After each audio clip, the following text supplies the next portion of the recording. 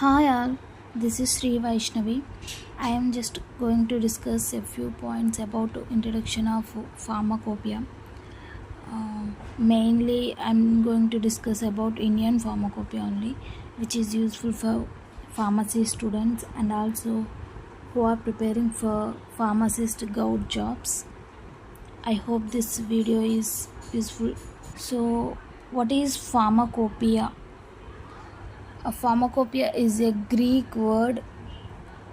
Pharmacopoeia అనేది Greek words నుంచి వచ్చిందండి, which means pharmakon. It is divided into two words. The first one is pharmacon. What is the meaning of pharmacon? Pharmacon means drugs and poia means to make. So what is the meaning of pharmacopoeia? Means the making of drugs, which means the formulation and manufacturing, whatever it may be.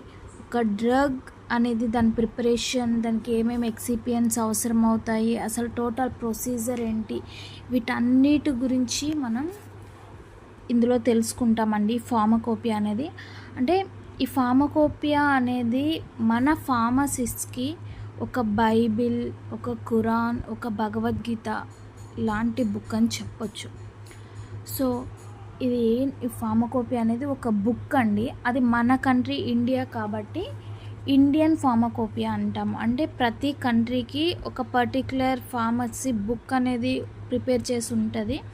అది India మన country నుంచి prepare చేసింది Indian pharmacopoeia, British pharmacopoeia, United states of pharmacopoeia, ఇలా different కంట్రీస్కి different book అనేది ఉంటుందన్నమాట. అంటే మనం ప్రతి డ్రగ్ ప్రిపేర్ చేసే ప్రతి డ్రగ్ అనేది వీటి దగ్గర నుంచి ఎలా ప్రిపేర్ అవుతుంది, ఈ బుక్స్ నుంచి ఇన్ఫర్మేషన్ అనేది తీసుకుంటాం అనమాట. డ్రగ్కి ఏమేమి అవసరం అవుతాయి, దాని ఎవ్రీథింగ్. ఒక కర్రీ ప్రిపేర్ చేయాలి అంటే మనము ఏమేమి కూరగాయలు కావాలి, ఎంత అమౌంట్ ఆఫ్ సాల్ట్, అవన్నీ వేసాం కదండి. ఆ ప్రొసీజర్ ఇవన్నీ ఎలా తెలుసుకుంటామో అవన్నీ కూడా ఈ బుక్స్ నుంచి తీసుకుంటాం అనమాట. What is the definition? A pharmacopoeia is a book or document that contains standards and guidelines for preparing and using medicines. So ఇది అనేది ఒక బుక్ అండి. ఇందులో ఎలా స్టోర్ చేస్తాము, ఎలా యూస్ చేస్తాము ఆ మెడిసిన్స్ని, వీటన్నిటి ఇన్ఫర్మేషన్ కూడా ఫార్మకోపియా బుక్లో ఉంటుంది. This books are known as drug compendia. అంటే ఒక మొత్తం డ్రగ్స్ సమూహం అనుకోండి. ఇందులో ఏమేమి ఉంటాయి, అసలు ఈ ఇండియన్ ఫార్మకోపియా అనేది ఎప్పుడు పబ్లిష్ చేశారు అంటే ఇండియన్ ఫార్మకోపియా అనేది 1940. ఇది మోస్ట్ ఇంపార్టెంట్ బిట్ అండి. When the IP was published అంటే విచ్ ఇయర్ 1946. సో ఇందులో ఏమేమి ఉంటాయండి, లిస్ట్ ఆఫ్ డ్రగ్స్. అంటే మనకి ఎన్ని డ్రగ్స్ ఉన్నాయి ఒక్కటని కాదు, ఒక్కొక్క డ్రగ్ అందులో ప్రిపరేషన్. ఇప్పుడు ఫర్ ఎగ్జాంపుల్ మీరు ప్రిపేర్ చేసే విధానం, ఒకే కర్రీని అండ్ ఒకే బిర్యానీ చేస్తున్నాం అనుకోండి, మీ వే ఆఫ్ ప్రిపరేషన్ వేరే ఉండొచ్చు, నా వే ఆఫ్ ప్రిపరేషన్ వేరే ఉండొచ్చు. చేసేది ఒకటే కర్రీ కానీ డిఫరెంట్ మోడల్స్ చేస్తాం కదా, కొన్ని టిప్స్ యూస్ చేస్తాం కదా. అలా ఒక్క ట్యాబ్లెట్ ఒకటే ట్యాబ్లెట్ అయినా కూడా డిఫరెంట్ కంపెనీస్ ప్రిపేర్ చేసే ప్రొసీజర్స్ వేరు ఉండొచ్చు. వాళ్ళు వేరే ఫామ్లో యూస్ చేయొచ్చు. ఒక డిసీజ్కి చాలా డ్రగ్స్ ఉన్నాయి కదండి. అలా formula for making of medicines, substances and preparations, description, source, test, మళ్ళీ మనం tablet, syrups, whatever it may be prepare చేసిన తర్వాత వాటికి కొన్ని టెస్ట్ చేస్తాం కదండి. ఫ్రేబిలిటీ టెస్ట్, హాట్ థిక్నెస్, ఇట్లా dose, standards, storage conditions. So ఇది అనేది ఒక legal book published by recognised authorities of governments. అంటే మన గవర్నమెంట్ రికగ్నైజ్డ్ అథారిటీస్ ఉంటాయి కదండి, లైక్ WHO. WHO అండి ఫుల్ ఫామ్ ఏంటి? World health organisation. Where is the head quarters అండి? WHO హెడ్ క్వార్టర్స్ ఎక్కడుంది అనేది కూడా ఇంపార్టెంట్ క్వశ్చన్. జెనీవా అండి. ఐపీసీ అంటే ఇండియన్ ఫార్మకోపియల్ కమిషన్. ఐపీ అయితే ప్రొడ్యూస్ చేద్దాం, పబ్లిష్ చేద్దాం అనుకున్నారు. మరి దాన్ని ఆర్గనైజ్ చేయడానికి కూడా ఒక కమిషన్ అనేది కావాలి కదండి. ఆ కమిషన్ ఏంటి? ఐపీసీ, ఇండియన్ ఫార్మకోపియా కమిషన్ ఎప్పుడు ఫామ్ అయింది అంటే, దీన్ని ఐపీ అనేది పబ్లిష్ చేసింది 1946 అండి. ఇది కమిషన్ అనేది ఎప్పుడు ఫామ్ అయింది అంటే 1948. Formed according to the drugs and cosmetics which act, according to which act? This is very important question అండి. ఇది మ్యాక్సిమం చాలా ఫార్మసీ ఎగ్జామ్స్లో అడిగే క్వశ్చన్ ఇది.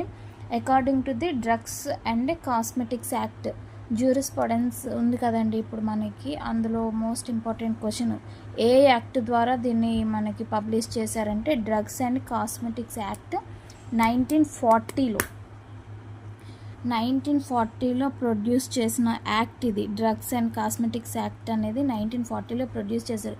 ఈ యాక్ట్ని బేస్ చేసుకొని ఈ ఇండియన్ ఫార్మకోపియల్ కమిషన్ అనేది ఫామ్ అయింది. ఎప్పుడు? 1948లో. ఓకేనా అండి. ఇది ఎప్పుడు పబ్లిష్ చేశారు? ఐపీ పబ్లిష్ చేసింది ఎప్పుడు? 1946. కమిషన్ ఫామ్ అయింది ఎప్పుడు? 1948. డ్రగ్స్ అండ్ కాస్మెటిక్స్ యాక్ట్ ఎప్పుడు? 1940లో ఫామ్ అయింది. ఇది ముందు ఫామ్ అయింది, తర్వాత ఇది. ఓకేనా. ఆ కమిషన్ ఎట్లా ఫామ్ అయింది? ఆ కమిషన్ ఎవరి ఆధ్వర్యంలో ఫామ్ అయింది అంటే doctor R N Chopra. Who form that commission? Doctor R N Chopra along with 9 other prepared the first edition. And వేరే 9 మెంబర్స్ తోటి ఆర్ఎన్ చోప్రా గారు ఈ ఫస్ట్ ఎడిషన్ ఐపీ లిస్ట్ అనేది ప్రిపేర్ చేశారు. లిస్ట్లో ఏమేమి ఉన్నాయి అనేది మనం చూసాము. ఈ ఐపీలో ఏమేమి ఉండాలి అనే లిస్ట్ ఎవరండి? మెయిన్ ఇక్కడ doctor R N Chopra. Okay, is it clear now? Okay, so we have some editions in this IP.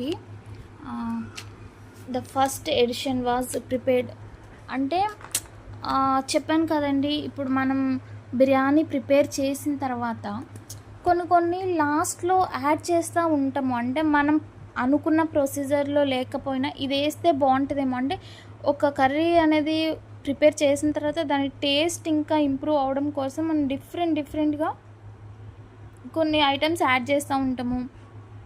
ఏం యాడ్ చేస్తే టేస్ట్ వస్తుందా అని, అంటే ఇంకా మోడిఫికేషన్స్ చేస్తూ ఉంటాం అన్నమాట. ఇప్పుడు ఒక డ్రెస్ స్టిచ్ చేసినప్పుడు దానికి ఇంకేం యాడ్ చేస్తే బాగుంటుంది, అలానే ఇట్లా ఫస్ట్ ఒక ఎడిషన్ అనేది ప్రొడ్యూస్ చేశారు. దాని తర్వాత దీంట్లో ఇంకేం యాడ్ చేయొచ్చు, దాన్ని ఎడిట్ చేస్తూ ఈ ఎడిషన్ అంటే నథింగ్ బట్ ఎడిట్ చేసి ఇంకొంచెం యాడ్ చేస్తున్నారు, ఎడిట్ చేసి ఇంకొంచెం యాడ్ చేసి ఇట్లా చేయడం అనమాట. సో ఐపీ ఫస్ట్ ఎడిషన్ అనేది ఎప్పుడు మొత్తం లిస్ట్ అవన్నీ ప్రొసీజర్ అవన్నీ ప్రిపేర్ చేసిన తర్వాత ఫస్ట్ లిస్ట్ అనేది ఎప్పుడు ప్రొడ్యూస్ చేశారు అంటే 1955. IP first edition was published in 1955 అండి. ఈ ఎడిషన్స్ మీద క్వశ్చన్స్ వస్తాయి అండ్ వీటి చైర్మన్స్ గురించి మనకి క్వశ్చన్స్ రావచ్చు. అండ్ వీటిలో కొన్ని సప్లిమెంటరీస్ కూడా ఉన్నాయండి. అండ్ మనము సప్లీస్ రాస్తాం కదండి, సబ్జెక్ట్ కొంచెం పోయింది అంటే ఇంకొంచెం దాన్ని డెవలప్ చేసుకొని మార్క్స్ తెచ్చుకోవడానికి రాస్తాం కదా, అలానే ఇట్లా ఫస్ట్ ఎడిషన్ తర్వాత లేదు ఇందులో ఇంకొంచెం చేంజ్ చేయొచ్చు అనుకున్నప్పుడు ఇంకొంచెం ఇంప్రూవ్ చేయొచ్చు అని ఇంకొక సప్లీ యాడ్ చేశారు. సెకండ్ ఎడిషన్లో కూడా ఇంకొక సప్లీ యాడ్ చేశారు. అట్లా ఇందులో కొన్ని సప్లిమెంట్స్ ఉన్నాయి, అవి చూద్దాము. అవి ఏ ఇయర్లో ఫామ్ అయినాయి అని కూడా క్వశ్చన్స్ రావచ్చు. IP first edition was published in 1955 on 23rd November 1948.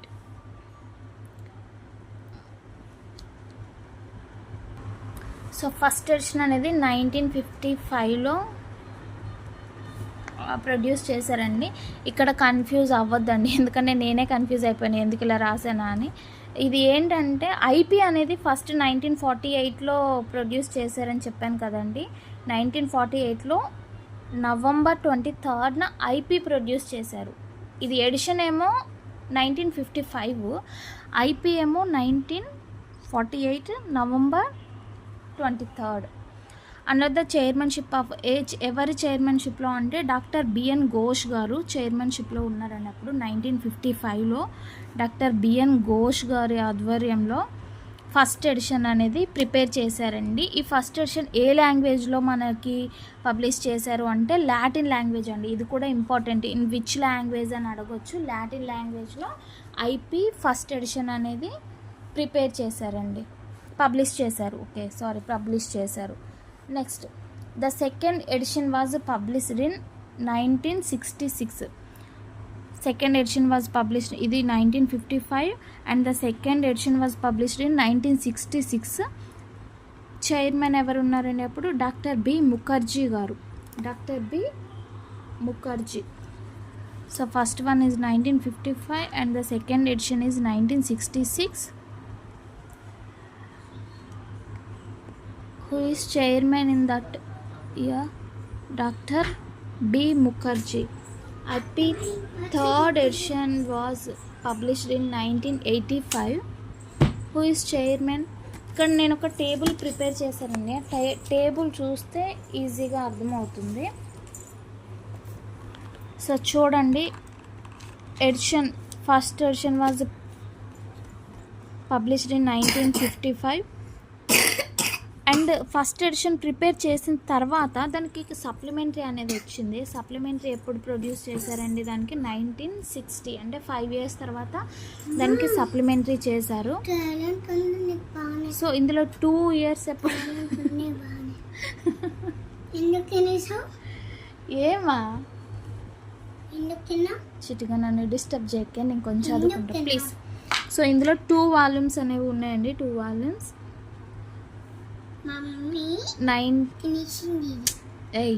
First edition supply ఎప్పుడంటే 1960 అండి.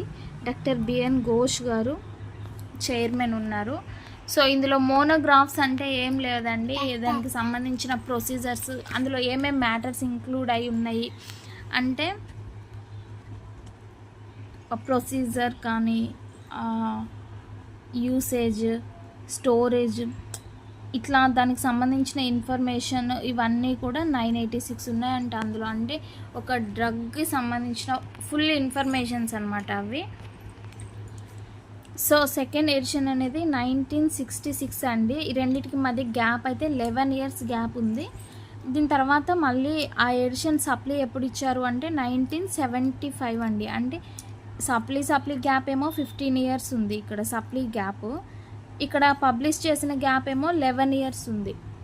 కానీ ఈ సెకండ్ ఎడిషన్కి ఎన్ని వాల్యూమ్స్ ఉన్నాయంటే 3 volumes ఉన్నాయండి. చైర్మన్ ఎవరంటే డాక్టర్ బి ముఖర్జీ గారు. ఇందులో మోనోగ్రాఫ్స్ ఎన్ని ఉన్నాయంటే 890. Okay, the third edition was published in 1985. So 1985లో ఇక్కడ వరకు సప్లీస్ అని ఉన్నాయండి. దీని తర్వాత దీనికి న్యూ వర్డ్ యాడ్ చేశారు. ఇదేంటంటే అడెండమ్స్ అని ఉందండి వర్డ్. అంటే ఇక్కడ ఆల్రెడీ వర్డ్లోనే అడెండమ్స్ ఇక్కడ రాస్తున్నా చూడండి.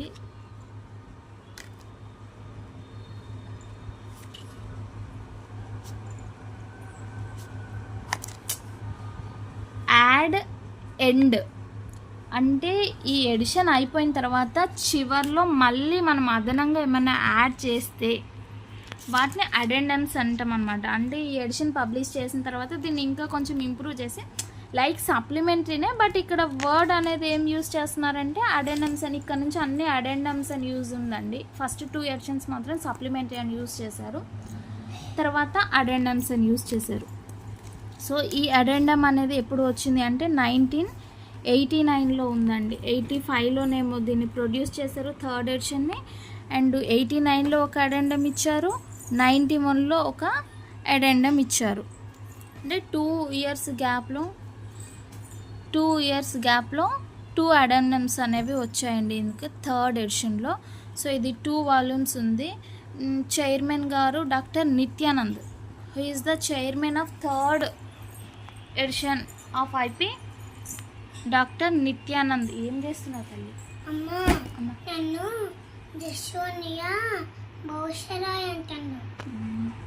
నువ్వు కూడా అనలే కానీ doctor Nityanand. How many monographs? 261 monographs. So fourth edition was ఇక్కడ 1996. ఇక్కడ నుంచి ఆల్రెడీ మనం పుట్టేసామన్నమాట. 4th ఎడిషన్, ఈ 5th ఎడిషన్ ఇవన్నీ మనం ఈ మధ్యన వచ్చినవి, అంటే మనం పుట్టిన తర్వాత ఇవన్నీ మనకి అంతకుముందు తెలియవు. ఇక్కడ నుంచి కొంచెం గుర్తుంచుకోవచ్చు ఈజీగా. So 4th edition published in 1996 అండి. ఇన్ 4th ఎడిషన్ తర్వాత దీని అడెండమ్ ఎప్పుడు అంటే 2000లో అడెండమ్ ప్రొడ్యూస్ చేశారు.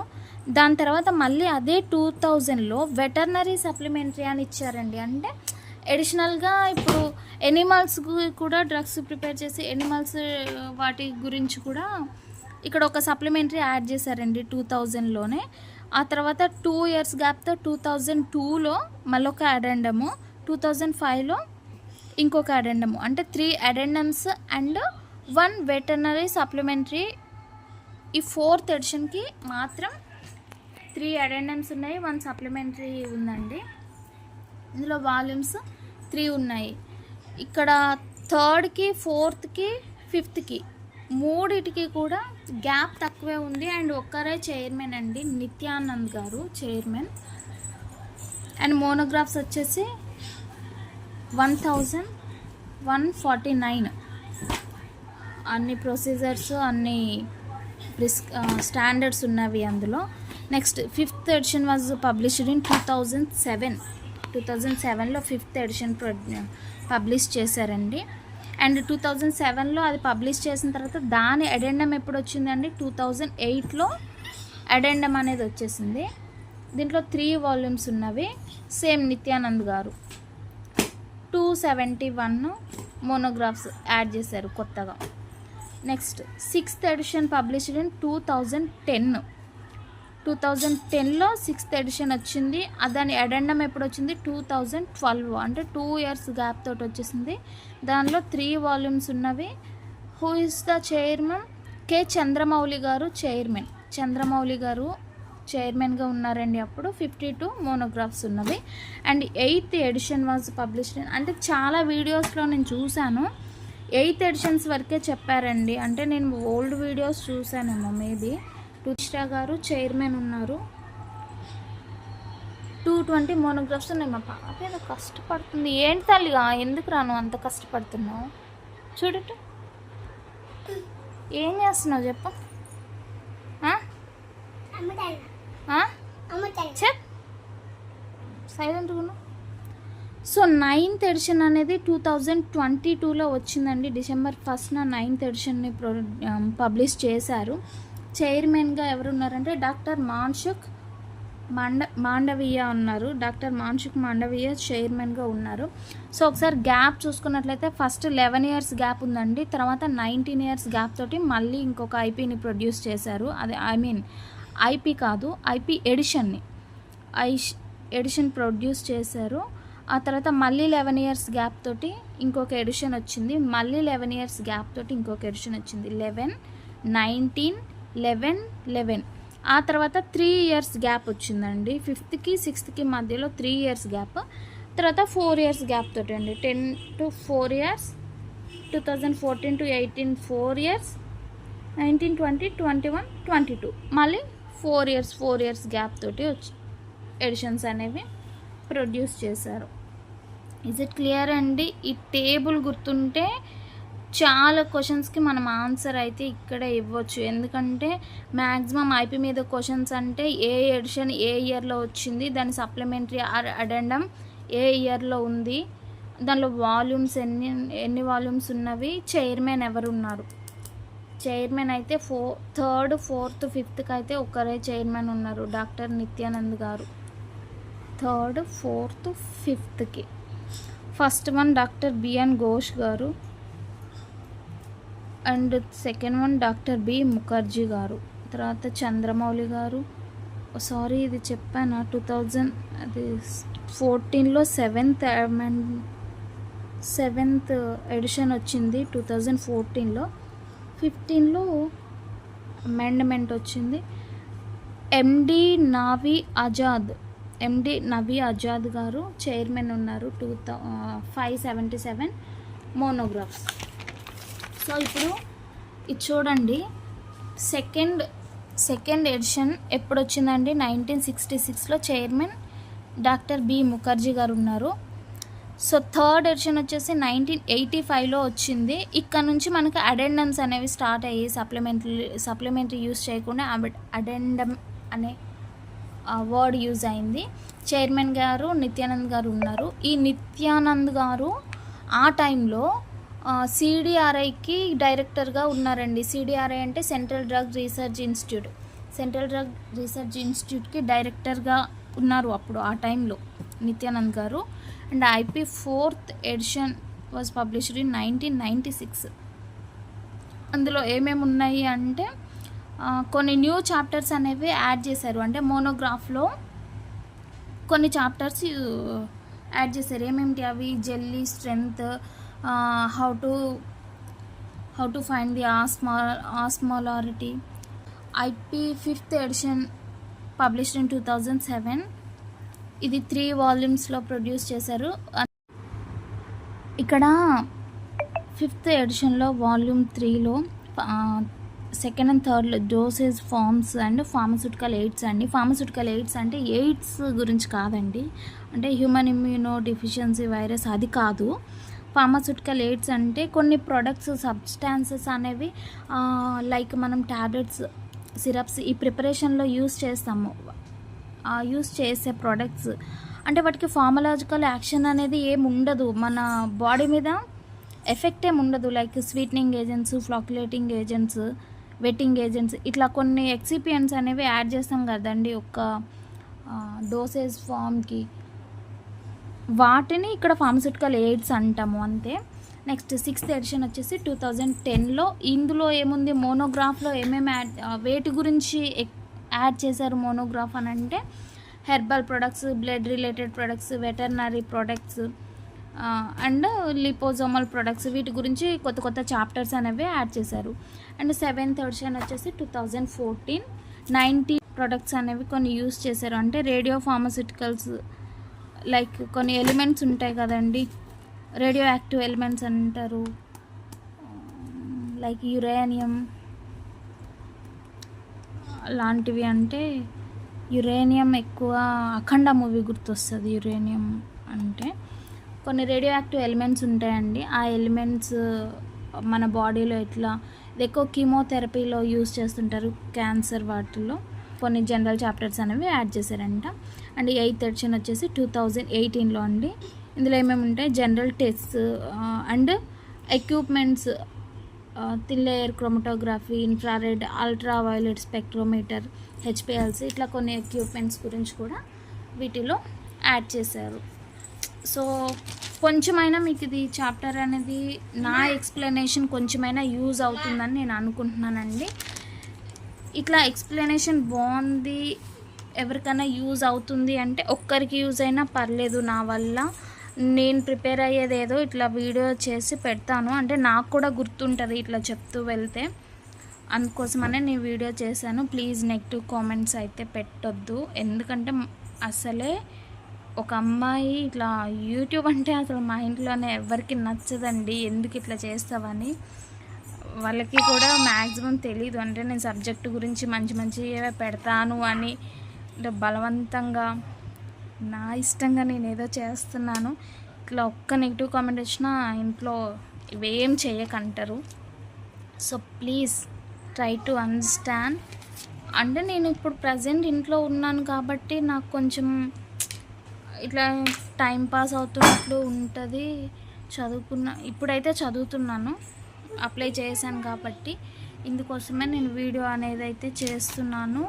Please don't think negative. And మీరు నా వీడియోస్ చూడకపోయినా పర్లేదు కానీ నెగిటివ్ కామెంట్స్ మాత్రం పెట్టకండి ప్లీజ్. నేనేదో నార్మల్గా నా వీడియోస్ నేను పెట్టుకుంటున్నాను, ఏదో నా పాపవి నాకు అయినా నేను చాలా పెట్టట్లేదు, ఎందుకంటే ఎందుకు ఏమంటారో ఏంటో అని చెప్పేసి పెట్టినవి కూడా కొన్ని డిలీట్ చేస్తున్నాను.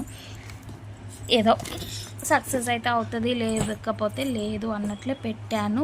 ప్లీజ్ సపోర్ట్ చేసేవాళ్ళు చెయ్యండి, నన్ను డిస్కరేజ్ చేసేవాళ్ళు మాత్రం వెనక్కి వెళ్ళిపోండి. Thank you so much. ఇది క్లియర్గా ఇంకా నీట్గా కావాలి అంటే ప్రిపేర్ చేస్తాను, ఎవరికైనా కావాలి అంటే, లేదంటే లేదు. హోప్ ఈ వీడియో మీలో ఒకరికిద్దరికైనా యూజ్ అవుతుంది అనుకుంటున్నాను. Thank you so much. And by by. మా చిట్టి తల్లి మాత్రం చదువుకుంటూనే ఉంది.